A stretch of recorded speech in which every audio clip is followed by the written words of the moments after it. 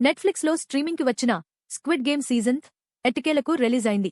మొదటి సీజన్ అంత block buster అయ్యాక రెండో సీజన్ పర్ఫామ్ చేయలేకపోయింది.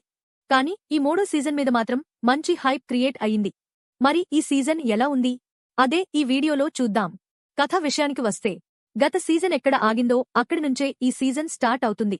లీ జంగ్ జే పోషించిన గీహున్ తన తప్పులకి ప్రాయశ్చిత్తం చేసుకోవాలని ట్రై చేస్తాడు. ఈసారి గేమ్కి కొత్త టర్న్ ఉంది.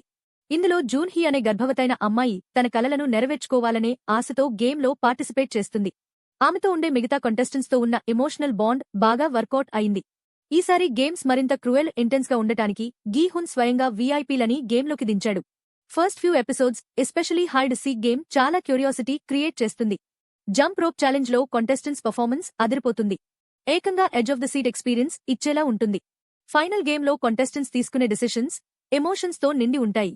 ఆ సీన్ చాలా మందిని కదిలించగలిగింది. ఇక ఫైనల్ ట్విస్ట్ గురించి మాట్లాడుకుంటే అది చాలా షాకింగ్గా, ఎమోషనల్గా ఉంది.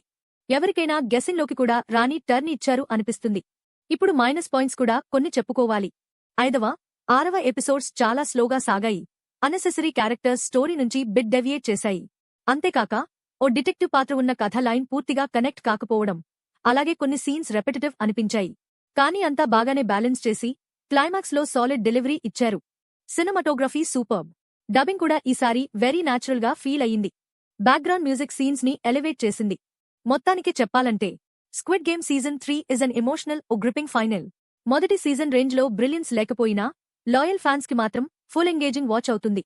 కొత్తగా చూస్తున్నవాళ్లు ముందు సీజన్లు తెలుసుకుని చూస్తే ఇంకా బెటర్ ఫీల్ వస్తుంది.